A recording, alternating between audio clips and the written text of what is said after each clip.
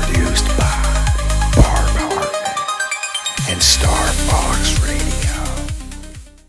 My creatures of the night, yes, you have tuned in to the pilot episode of Camp Nightmare Fuel that is produced by Barb Hartman and, of course, yours truly, Star Fox Radio. We will be airing episodes on each other's threads. So, yes, the pilot is here. But guess what? Episode 1 will be over on, of course, Barb's network. So make sure you're going back and forth. And we have Bigfoot's Barbershop. And I mean, if you tune into Star Fox Radio and Midnight Lycanthropy, well, both of these people are beautiful minds and really great friends of mine that tune in and join us all the time over there.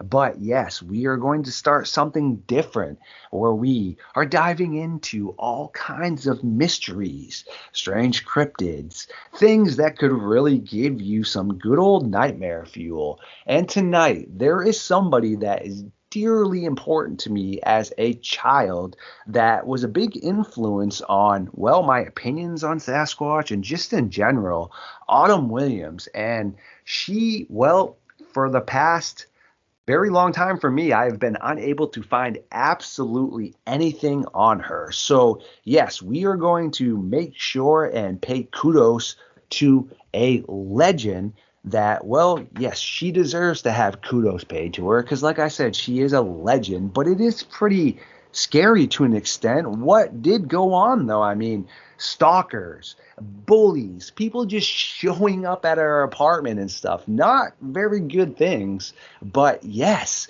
Barb, how the heck are you doing tonight? And Brian, I want to hear how you're doing after, man. I'm doing fine. I want to turn in my Bigfoot card because did I not know who this amazing woman, how did I never hear of her? I'm blown away. The only thing I can think of is that I was like really heavily into my career at the time. I don't know, because this is totally like right up my alley. This is something that I would have paid attention to. I mean, so I'm so thankful that you brought her to my attention and I was able to watch her show, Mysterious Encounters. Like, where was that? I know that I messaged you last night and I'm like, this feels like divine providence or something, because I identify so much with her. I'm like, oh my gosh, like she's my investigating soulmate or whatever. So I'm really excited to share about her. And I really, really hope that we can convey, and hopefully you'll get to her, how much she's loved, appreciated. How are you doing, Brian? Doing pretty good. And when Kenny brought the name up, I didn't recognize it at first, but then when he said the show name, it rang a bell a little bit. I think I caught a couple, but then when he made mention of some of the books and her history, it was like, I remember all those things being read on YouTube channels, but she was never given credit for it. Right. I was really surprised about that. So actually being able to go in and find out what she did and how she did it and watching, I found a couple of YouTube videos with her on it, and pretty amazing. Basically one of the pioneers that laid the foundation for the future shows, I think. I totally agree with that. I was amazed that, you know what? I was amazed. Okay. At her investigative techniques, at her ideology. But one of the things that I did share with Star Fox is I said, this really irritates me that things first attempted on her show That's not, nobody talks about that. Nobody talks about that on episodes of other shows where, the show that, and I love all these shows, so don't get me wrong, but the one where they never find Bigfoot, that show, they employed some of her techniques and didn't give her any sort of credit. They're like, this is what we're going to do. And then the same thing with, Expedition Bigfoot, things that oh, look at this. This is a technique that we're going to do. And not acting like it's this new thing, not giving her any sort of credit. So that annoyed me and my feelings for her, Yeah, I mean, you give credit where credit's due. You have to. Mm-hmm. Yep. Yep. It's like not giving credit to bodybuilding going mainstream to Arnold Schwarzenegger. Yeah. Yeah. It's the same type with her history and, like you said, the techniques and personality. I mean, the personality in her interviews is great. Yeah. To me, they had to go. I think they had to go with a 4-person squad for these shows because she is basically all 4 combined into one. She was very analytical. She had a sense of humor. She didn't think everything was Bigfoot, but she did believe in Bigfoot. So they needed 4 separate entities to do what she was all combined in one. So. Yeah, I was just going to say, and I think one of her co-members of her team, he has he has sort of an ego problem, and I won't mention any names, but so she was constantly kind of up against that too, which I was like, oh my gosh, the poor thing. Yeah. What about you, Starfox? What do you think about her? I mean, I know, wow, you're just a big fan, and I can see now why. Like, wow. Yeah, no, I'm just sitting here listening to the great stuff that y'all are spilling out that everyone needs to hear about. And yeah, I used to stay up super late. And I mean, she even got hosed back then. They put her show on, like, I think Outdoor Learning Network or something like that. And luckily I was able to have access to that because I am up in New England and, well, yeah, we're outdoors. So for some reason it's on our TVs.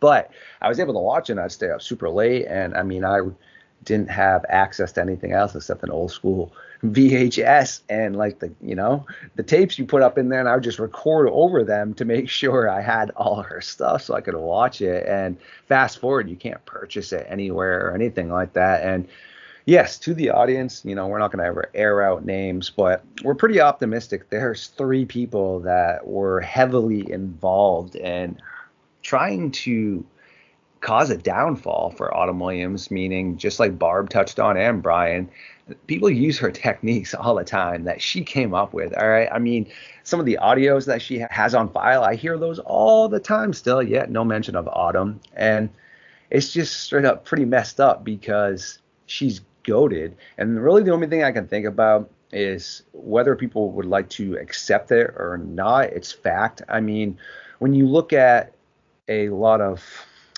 opinions from males on females, it's gotten so much better, but a lot still have an issue where if you're a female, you're not on my level, which is hot garbage. Okay. But I think what also occurred is if you look in the past as well. Okay.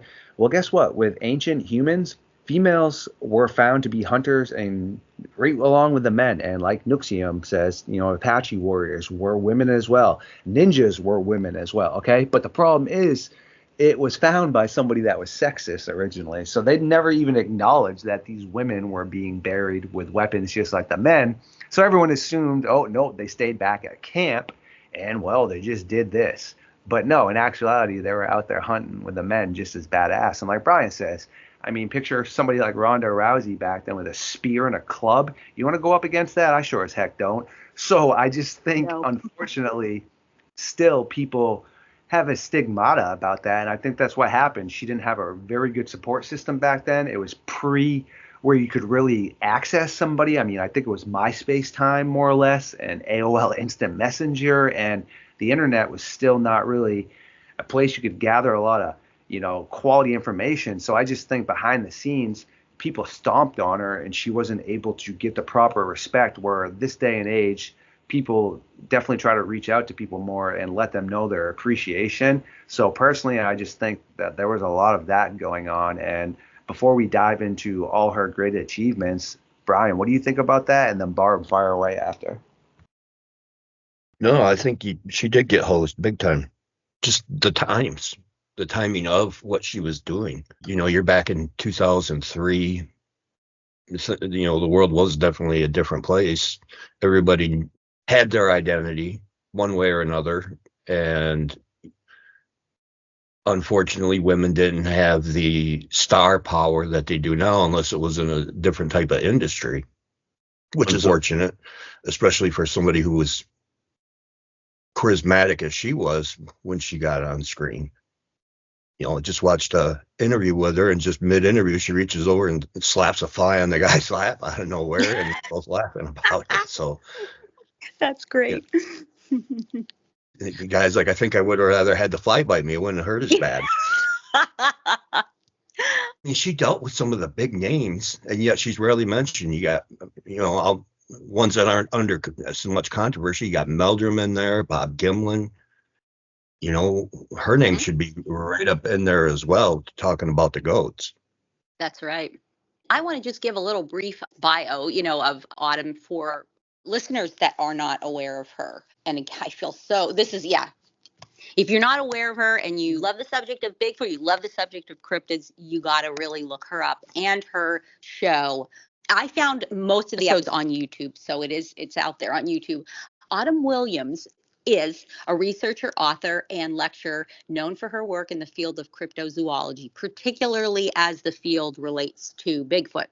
She gained recognition through her book, Enoch, A Bigfoot Story, which was released in 2010. In the book, Autumn recounts the day-to-day experiences of a man who is only identified by the name of Mike, who claims to have lived in close proximity to a family of Bigfoot for many years. I really identified with her approach to the topic of investigation. Others might call her style unique or I don't know, questionable. I believe that this is why she was so successful. She placed emphasis, I do the same thing. She placed emphasis on the emotional and personal and spiritual aspects of encounters with cryptids rather than solely focusing on acquiring physical evidence. She also believed in treating witnesses with the utmost respect and compassion, often highlighting their stories as valid personal experiences. Also something that I just love and agree with. Her work kind of blended storytelling with an open-minded exploration of the unexplained. Her show, Mysterious Encounters, which she hosted, aired from 2003 to 2004. It was one of the first television series to focus on investigating reports of Bigfoot and other cryptids through their, witnesses' testimony. The show followed Williams and her team of fellow investigators as they explored various wilderness areas. They would interview witnesses, conduct field investigations to uncover evidence of cryptid activity. It had a relatively short run, but the show really gained a cult following among fans of cryptozoology and paranormal investigations. And I have a couple of notes that I made as I watched the series that I wanted to kind of make note of some of the innovative investigative techniques that were used on the show. Again, that I don't think that she was given the proper credit for introducing fans and fellow researchers to these tools. But before I get into that, do you have anything to add, StarFox, as far as what you remember of her? Yeah, great stuff right there. I could not agree with more. And yes, Mr. Barber, after I give my thoughts right here, I would love you to fire away too. And if actually, Barb, you could potentially maybe explain to me, I guess, why she was questionable. I don't know if I picked up on that from watching it. I don't know. She seemed pretty straightforward in what she was doing and such, but you actually, I believe it was Mr. Barber as well, had kind of mentioned that too, that some people tried to say maybe she had made up some of her stuff. But again, I never got any of those vibes from any of that stuff. And before I respond again, could you maybe update me as to why she was considered questionable? Because I guess I missed this. Just from some of the articles that I had seen and kind of written about her, and it was referred to as questionable because people felt that her thought process on not only finding, let's not concentrate on just finding physical evidence.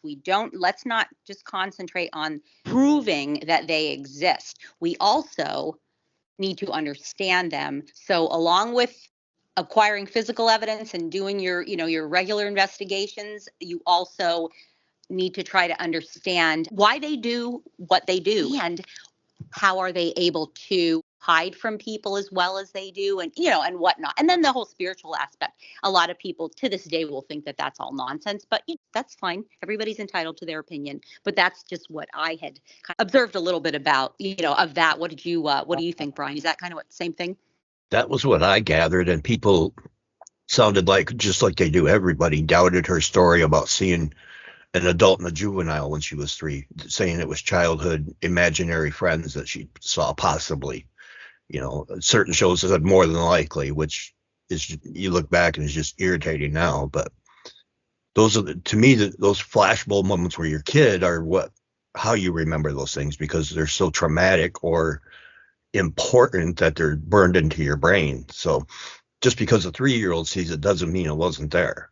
That's right. See, I feel like the fact that she went forward and basically devoted most of her adult life, to traveling all around the world to try to figure out and to try to learn more, because she saw it. And so she knew that they existed, but, maybe didn't know exactly what they were or what have you. But she really had that drive her entire adult life. I think that there's something to be said about that. Gosh, like I can't imagine devoting that much time to a subject that you don't even kind of like don't believe in, or that you're kind of just faking everything about that. I just disagree with that when people assert that, but that's just my opinion. I wanted to talk about some of the techniques that I'm referring to, and I'll just give just a brief overview, a couple of episodes. So there was only one season. In episode 5, this was in Cumberland, Wisconsin, and it was they were investigating the Cumberland Beast. And what they did was baited DNA traps and placed them in a perimeter that also had the scented tags, which they hung in the trees. The tags contain pheromones, humans and gorillas. This perimeter was then monitored at night from the air by a night vision and heat-seeking camera that was sent up on a balloon device to kind of, patrol the perimeter as the researchers investigated around on the ground. They did have something that was called in, but it ended up being some elk, but it was, but that made for some interesting television. But now see, there again, I saw that done on another show, and they acted like, oh, here's a new technique that we're going to do with these scent tags. I'm like, whoa, wait a minute. They did that they did that back in 2003 on her show. Ryan, have you ever seen people do that on a show and act like it's a brand new thing with the scent tags? It was on a Monster Quest, but I don't know if that was before or after. I want to say that was after. So, because I remember them being out on, it was the Dr. Meldrum episode where they got the rocks and everything thrown at them, but it was 2 other people in a different area that hung chips up. Okay. Yeah, who really thought of it? Did somebody in her team? I don't know. I was kind of taken aback that no one has ever mentioned her in all these, like, this is a brand new thing. Not allow that to bother me so much. The next episode that was super interesting, and I was in this area too. This was Mount St. Helens, and this was, they were investigating the Skookum Wildman. On September 2000, or in September 2000, BFRO found the impressions of a lower torso of a Sasquatch, and that is called the Skookum cast. And coincidentally, Skamania is such a hot spot. This is in Skamania County, Washington State. It is such a hot spot. They actually have a law prohibiting the unaliving of a Bigfoot, punishable by 10 years imprisonment and or up to $10,000 for a fine. So that's big stuff. Autumn herself witnessed what she believed to be a Bigfoot early in the morning in the Gifford-Pinchot National Forest. It peeked out at her from behind a tree and just kind of disappeared. She immediately ran to the spot where she saw it, but she could find no physical evidence at the time. That is the national forest where I heard my first, I guess, Bigfoot vocals that scared the crap out of me. Do either of you guys remember that episode? I do not. StarFox, do you remember that episode? Yes, actually, I do for some bizarre reason because, like I said about, I believe Brian and I preach this all the time about how human testimonial is not good. But for some reason, I have contradicted my statement on that because I have a photogenic mind. But again, I am not 100 on anything, but I'm 99.9% that there are things that occurred much different than I remember them. But again, she was a huge influence to me as a child. So obviously, I'm going to seep that all up and probably really put that in the front of my brain to process, you know? So Yeah. yeah, I remember everything that you and Brian are naming right now is epic. And yes, before we toss the mic back to both of you beautiful minds, I just wanted to name, some of the people that Miss Autumn Williams got to speak with because again, in my book, she's goated. She's on the level of Linda Godfrey and all these other amazing researchers. And yes, so we have who else? Ooh, Autumn Williams. Then we have Sally Shepard, Wolford. We have Bob Gimlin, David Rodriguez, Lenny Green, Kathy Strain, Tom Mm. Powell, Esther Stuntman, Jeff Meldrum, Scott Nelson, Ron Moorhead, and Jamie Alvarez. Well, those are some massively large names right there. And, well, even though we're going to continue to talk about more of these, I'm just going to fire off, yes, her episodes that were listed. You have season 1 because there was only one season. So, yes, everyone I'm going to name here is from season 1. Episode 1, Florida Skunk Ape. Episode 2, Alabama Booger Monster. Episode 3, Louisiana Swamp Creature. Episode 4, The Creature of Whitehale. Episode 5, Creature of Cumberland.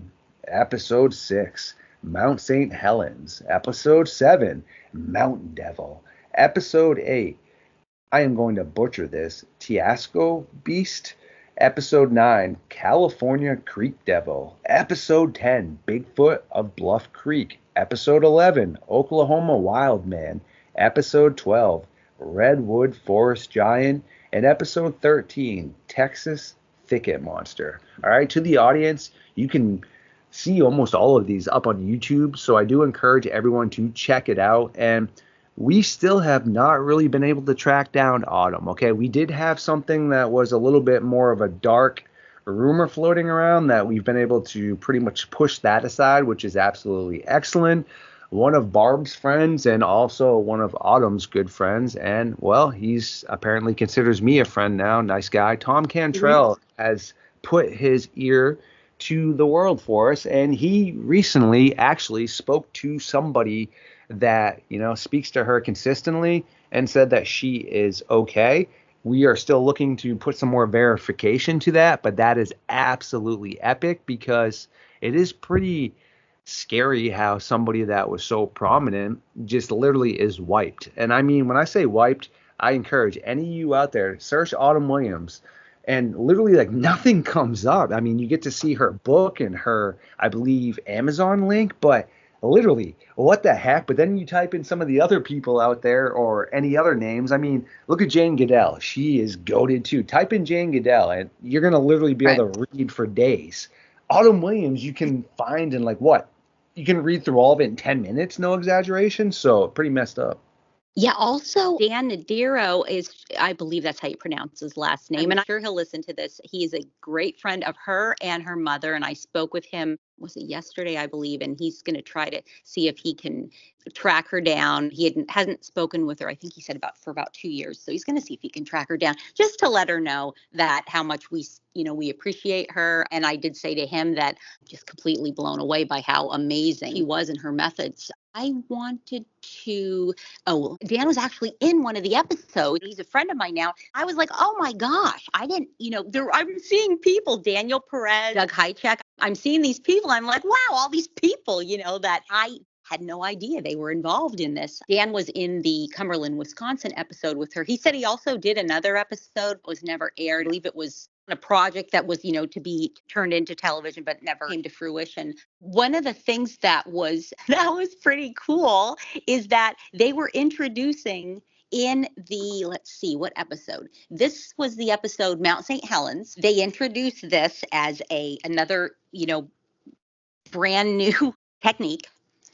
A team of professional wildlife photographers, she had them working with her for this episode, and they were using what they called their latest and most innovative equipment. They used a technique they referred to as a camera trap. They positioned the cameras in hopes of capturing a magazine quality trophy photo. They hid the cameras really well throughout the area that they were investigating in a grid so that it should be impossible for any animal and hopefully Bigfoot to remain unseen by the cameras. Now, one interesting image that was captured that I have never seen, and I'm like, what? Was the silhouette of what I don't know what else you could say of a Sasquatch, the head and an upper torso, as if maybe the Sasquatch was kind of like looking, over at the camera, but it's backlit with the sun, so you can't see anything. It's just like a dark silhouette. But it was dismissed as being too vague and not having enough detail. So they kind of just threw it out. Another thing that they did is one of the team members rode a mountain bike on this logging trail through the area, and he was just kind of throwing out the pheromone scented tags while broadcasting calls of alleged Sasquatch that were recorded in that area. And an IR camera was floated over the area to monitor it. Another one that I thought was quite interesting, I've also investigated in this area, and it is incredibly active. I am still blown away by how active this is. And that is the one that Seatgo beast. And you were saying, Starfox, that, I'm going to, butcher it, but that's how it's pronounced, a Seatgo beast. This is in the western Washington Quinault Indian Reservation, which is in Grays Harbor County, and it is actually within the Olympic National Park. Parts of it are within the national park. The local Salish Indian tribe reports a long history of interaction with the Sasquatch people. The Seatgo were known as creatures, this tribe of Native Americans. They were known beings that they communicated and traded with, and really the description is identical to what current day witnesses report. There was an interesting encounter that she had investigated where elk hunters were scouting a few days before the hunting season began, and they were using a calling technique that is called bugling. It's basically, to lure the elk in. You're mimicking their calls to lure them in. They started hearing something large, like flanking them as they traveled through the woods, and it seemed like it was bipedal and it was bigger. It was not a behavior that they'd had ever seen, like any sort of animal display. There were like 14-foot tall trees that were being violently shaken. And then they were hearing these screams that was a cross between a cougar screaming and a bear growling. One man, who was a grandfather to one of the other hunters, he had been hunting in these woods for over 40 years. He was so frightened, he jumped in his pickup truck and drove away, and he forgot that he had his teenage grandson with him. What do you guys think about that? Like, wow, he must have been so scared. His grandson was telling this story, and I'm running and I'm like banging on the truck, like, Grandpa, hey. And he said his grandfather wore hearing aids and he had them taken out for when they were bugling because it would affect his hearing aids. So what do you guys think about that? Can you imagine that? He didn't leave him out. He heard it. He was just buying time. What's Starfox think? Yeah, that's some pretty epic stuff right there. And this is just great to sit down with both of you and be able to really get this information out. I'm definitely enjoying doing this. I enjoy all my podcasts. Don't get that wrong to anybody out there, but this is just something that, has bothered me since I was a child, because especially now being a journalist, I'd like to think when I put my mind to anything in life, I will be successful at it. Well, realistically, I now, with other people's help, I guess can say that we have become successful at figuring out some great stuff. But for a while there, I just was getting frustrated about how literally she just vanished. And I actually remember a story. I'm going to call it a story because, yes, it's an entertaining show. I just have some issues with some of the scenarios on there, but these woods are haunted. Interesting stuff. Some of them I do believe, some of them I do not. Okay. But there is one on there that's interesting where something similar like that happened, where the youngest boy was left in the woods while his brother and their buddies drove off in their truck. Yeah. And he was running all the way back to the house. And then they didn't let him in at first. So he had to hide in the like I think he said the shed, like an old freezer or something, and let him in after. And he's like, dude, you left me behind. And they're like, yeah, but we didn't mean to. So as you were saying that, that's what popped into my head right there. That's brutal. See, I think that just speaks to how terrified this grandfather was. I mean, not even thinking, obviously not even thinking clearly. He didn't leave his grandson, but he did have to follow him for a while and was like banging on the bed of the truck.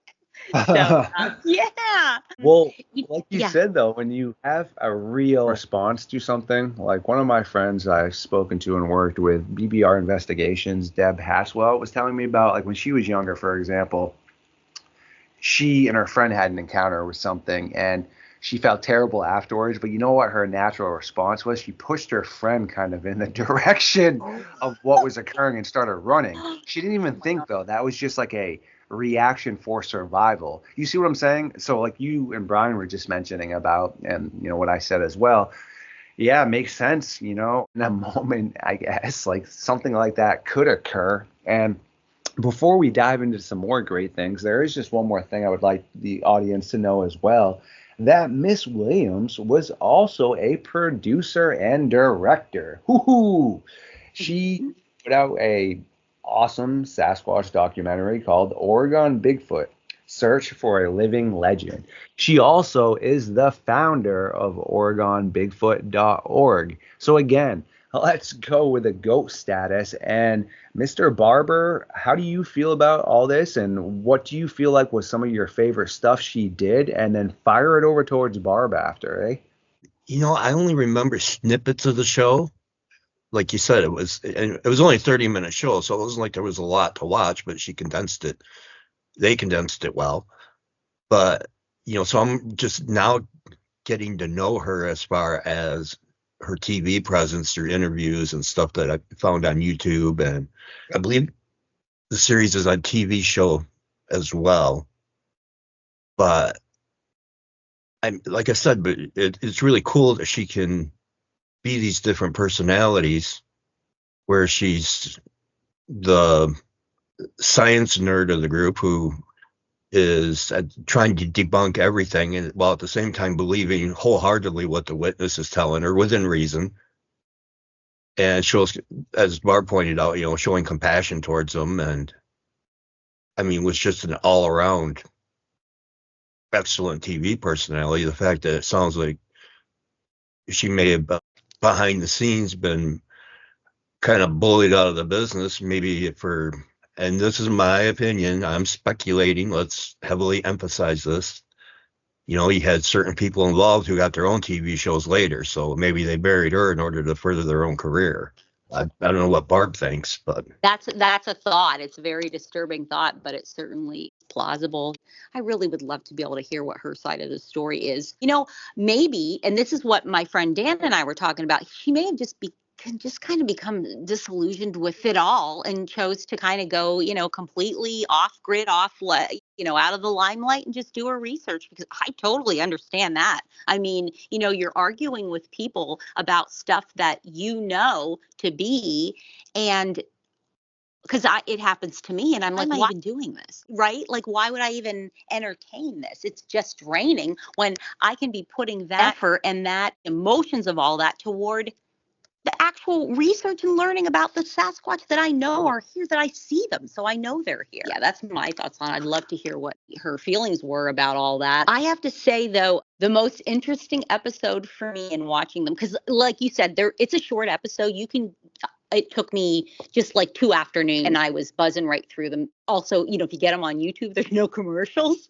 One of them, though, I have to say, it had commercials. So it was like old commercials, from 2003, which that doesn't seem like, I guess it is long ago, but that was bizarre. But anyway, most of them don't have commercials. So you can just, buzz right through them. Just under a half an hour. But the most interesting episode for me was episode 10, Bluff Creek, California, where this was the location and they were going to investigate everything surrounding the Patterson-Gimlin recording. I learned, I'm telling you, Brian and StarFox, if you've not, well, you know what? You've seen it, but watch it again. Brian, if you haven't seen it, watch it. I learned so much. They did such a fantastic job. First of all, Bob Gimlin, He told his story to her for the first time ever on television. The first televised interview that he ever did. And it's 37 years later. She asked him why he was willing to talk to her about the subject. And he responded by saying that he felt in his heart that she was sincere about everything that she was talking to him about. And he knew that, that she was not lying. This trip with Autumn and her team was also the first time he had returned to the area of the Patty encounter. I just thought that just spoke to her integrity to be able to secure, not only a television interview with Bob, but also to be able to get him to return to that spot. They were trying to track down the location, like where exactly everything had changed so much. So, they were kind of successful. But now since then, we have been able to identify Bob Gimlin. I have so many friends that are friends with him, and that's just something I really hope to be able to meet him someday. He literally seems like just the nicest. This is what Autumn said too. She made it a point of saying that Bob Gimlin was one of the kindest, which I would say that too, and nicest people she had ever met.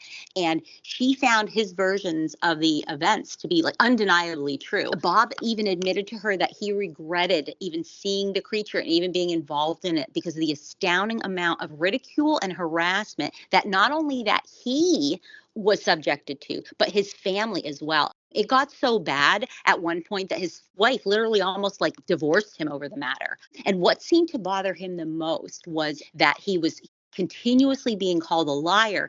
And he seemed very upset about that. He made a statement, and I'm paraphrasing to the effect like, I was raised to be sincere. My parents, they were sincere people, and he was raised to be that way. Now, he shared the circumstances surround how it all came to be, and I'll just, share that really quick. He said that Roger Patterson, who was a friend of his, and Roger was a photographer, he had received a phone call. A water tower had been placed in an area where they were going to be constructing logging roads. And so the crew had left for Labor Day weekend, and when they returned on Tuesday, they found several sets of different sized prints, some being giant. So they had kind of thought really needed somebody to investigate this before they went back in there. They asked Roger to investigate and see if he could get some photographs. He wanted Bob to accompany him, just kind of because they were going to be on horseback, and Bob was a rodeo star, had a ranch of his own. He thought, this is the best guy. He wanted him to accompany him, but Bob needed to find somebody to care for his small ranch. So it took them a little bit of time. They were able to set out in mid-September and they were planning on spending 7 weeks on horseback trying to track down the source of the prints. So 7 weeks later, on October 20th, the men were making their final pass through an area that was not far from where they were actually camping. But they had passed through this area before. Bob Gimlin said that he and Roger Patterson were, as we know, on horseback. They came around this corner, and there was a fallen tree that had created this sort of log jam that he called it looked like a crow's nest in the creek. And this is when they first spotted the creature standing by the creek. But Bob did not think that he didn't think that it saw them first. And he speculated that the creature was probably intent on crossing the creek. Now, the horses also saw the creature immediately, and they both reared up at the sight of it. Roger was thrown off his horse, and the two men kind of were scrambling around because, Bob's trying to calm the horses, and as Roger frantically is trying to get his camera out of his saddlebag, that's when he caught sight of the men and the horses. It turned, and it immediately began walking like purposefully away, but it didn't run away. It just was walking like we saw. Roger was finally able to retrieve his camera and began filming. He actually tripped and fell as he's running toward the Bigfoot, but he was finally able to stabilize himself and the camera on a fallen log and began filming, the clip that is now world famous. So like a lot of stuff happened, and I didn't realize this. There were a lot of things that happened before he actually started to film, even though this would be just seconds, but I'm sure to them, it seemed like a lifetime. Roger, so, they see this large creature. Roger had said to Bob, hey, cover me as he's filming. Bob rode his horse through the creek to get closer to where, and kind of between Roger and the creature. Now, Bob stated he had absolutely no intention of ever shooting. It looked too human. He just wanted to protect, Roger. And at this moment is when the creature makes her final glance over the shoulder before hurrying off. Bob said he had a view of the commotion, and he thinks that the creature was not actually looking at the men, but was more looking at the horses, and so it looked several times and continued just to purposefully stride off. And he said that he thought that when he actually rode his horse through the creek, that's what spurred the animal, Patty, the creature, to look back at them. He did not believe that these things existed. That day when he saw it with his own eyes, he really did not believe that it existed. Now, the camera, unfortunately, shortly after ran out of film. So they quickly reloaded with a new roll of film, and they continued to track her for several miles up the mountain before they lost the track. So cool. They did this reenactment, like a little digital reenactment of what actually occurred. So I just learned some things that just blew me. I didn't, some of those things I didn't know. As many times as I've heard interviews and they've talked about it, there were a few things, that I'd never heard. Brian, have you heard about that, the whole circumstances surrounding that? Yeah, I did hear that. But what I didn't know was Autumn was the one who got Bob Gimlin out. You know how when you're watching YouTube and a video finishes and it pops up on another one? When I finished watching the Autumn interview, Bob Gimlin popped up and talked about the fact that for 35 years just sucked for him and his family.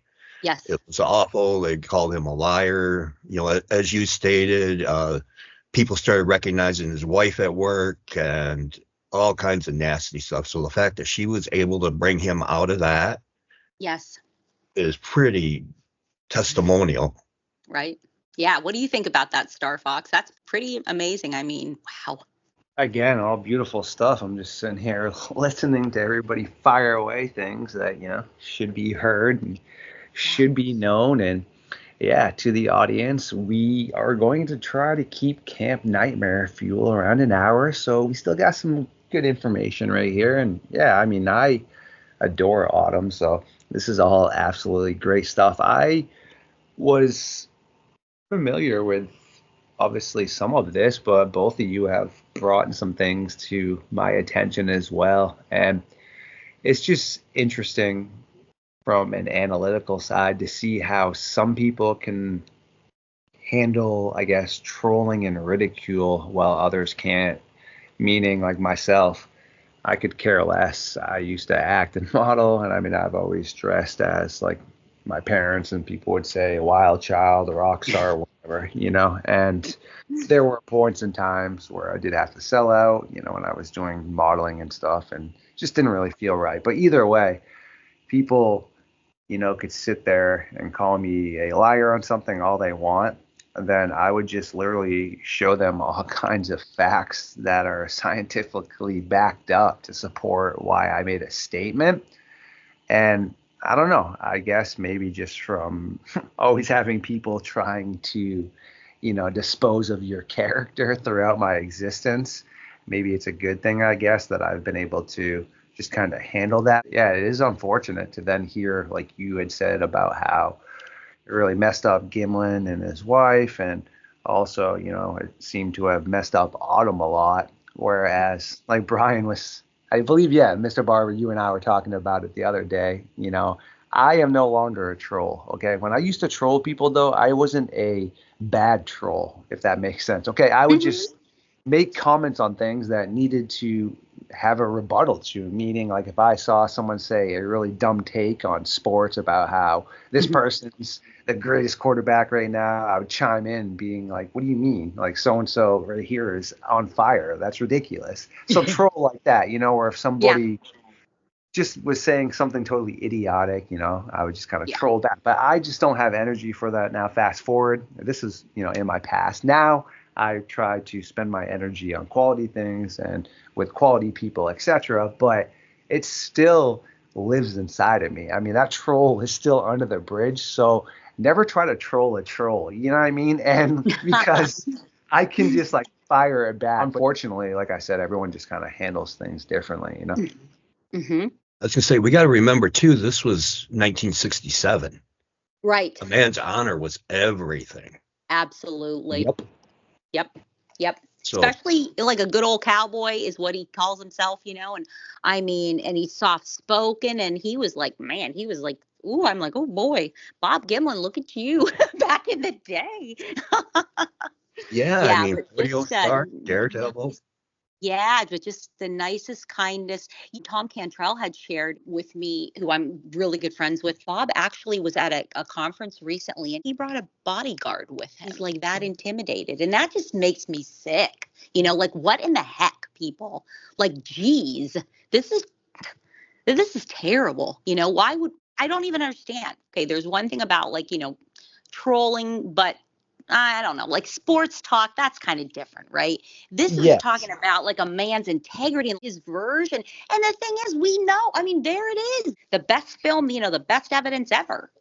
And that has definitely been debunked as being in a suit. Because then I also think about when that nonsense became introduced that, I was the one in the suit. We were just trying to make money. I can only imagine how bad he felt like to be involved in any of that at that point, and I'm so glad that in the end, it was proven that it was undeniably that is a creature, that is not a man in a suit. Before we close up, a couple of interesting takeaways from comments that Autumn made. Really just like, wow. She said that some smaller communities with high levels of activity have residents who know of the existence of Bigfoot, but only a few people will talk about it. That is very much like the community that I live in. People will say, oh, I know, like my cousin or my brother, or they saw it. It is amazing. So that statement still rings true today. There's so many reports that aren't made because people just are afraid to talk about it. She said that many reports and evidence results indicate that better investigative results when a team goes out are made when there's the presence of women. I'm like, okay, cool. She said that confusion, and see, I've talked about this too.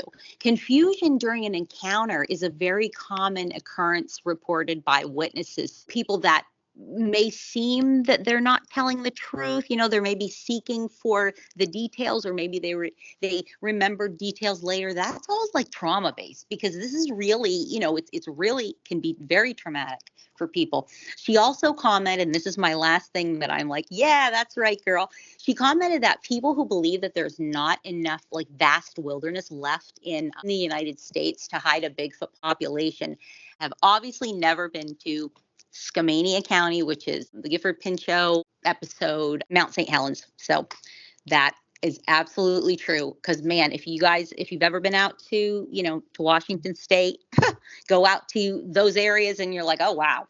Yeah, I can see now. What do you think about that, Brian? Have you ever been out here, Brian? Have you ever been to this area? I have not. That is on my bucket list for sure. Ah, I want to get out there. Yeah, I mean, the wilderness part, there was a thing done in 2022 where they estimated that if every trail cam ever made, not just at Works, every trail cam ever made were put out in the wilderness, you would cover 3%.